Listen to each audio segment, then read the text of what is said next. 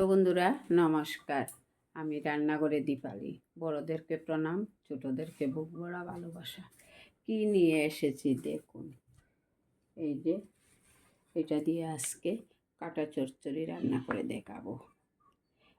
মাছের মাথা দিয়ে কাটা চচ্চড়ি। পাশে থাকুন, দেখুন। কেটে নেব। এই যে দেখুন,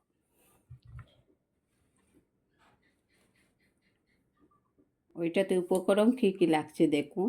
কাঁচা লঙ্কা, রসুন, পেঁয়াজ, এই যে টমেটো দিয়েছি একটা, আদা কুচি, ধনিয়া পাতা। এই মিক্সচার গ্রাইন্ডার বল নিলাম একটা, ওর মধ্যে একে একে দিয়ে দিলাম কাঁচা লঙ্কা, রসুন কুচি, পেঁয়াজ কুচি, টমেটো, আদা। অল্প জল দিয়ে ঢাকনাটা বন্ধ করে নেব। দেখি মশলাটা পেস্ট হয়ে গেছে নাকি। এই যে দেখুন, খুব সুন্দর করে পেস্ট করে নিয়ে কড়াইটা বসিয়ে রেখেছি, গরম হয়ে আসবে। কড়াইটা গরম হয়ে আসছে, এবার তেল দিয়ে দিচ্ছি। মাথাটা ভাজবো ভালো করে, কাঁটাটা বাছতে হবে।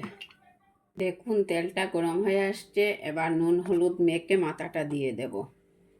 মাথাটা দিয়ে দিচ্ছি, এবার হলুদ আর নুন দিয়ে দেবো। শিয়াল চিটকাচ্ছে অনেকটা কাটা চচ্চড়া মাথা দিয়ে। একটা ঢাকনা দিয়ে ঢেকে দিচ্ছি। ঢাকা দিয়ে দিয়ে যদি মাছের মাথাটা ভাজা যায়, এই যে দেখুন একদম মানে ভাপে একটু নরম হয়ে, এই যে বড় তো মাথাটা, লোকের কাতলা মাছের মাথা, এটা দিয়ে আজকে কাটা চচ্চড়ি রান্না করব। খুব সুন্দর করে মাছের কাটা ভাজা হয়ে গেছে, নামিয়ে নেব।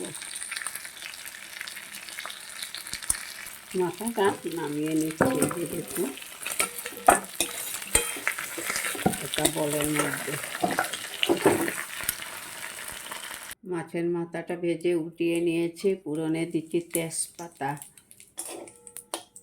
গোটা কালো জিরা, পেস্ট করে নিয়েছিলাম আদা, কাঁচা লঙ্কা, রসুন, পেঁয়াজ, সব কিছু, টমেটো, তা দিয়ে দিচ্ছি। পরিমাণ মতো, স্বাদ মতো 1 চামচ শুকনো লঙ্কার গুঁড়া দিচ্ছি, 1 চামচ জিরার গুঁড়া দিচ্ছি।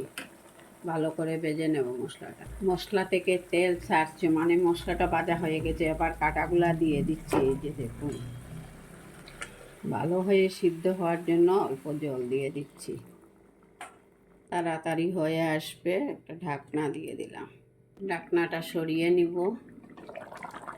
হয়ে আসছে দেখুন। এবারে অল্প গরম মশলার গুঁড়া দিয়ে দিচ্ছি।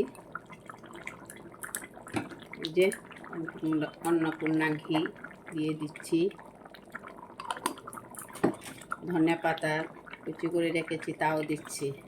এখনের দিনে ধনিয়া পাতাটা দিলে বেশ ভালোই লাগে। কাটা চচ্চড়ি শুকনা হয়ে যাবে একদম। দেখুন মাছের মাথা দিয়ে কাটা চচ্চড়ি রান্না করলাম।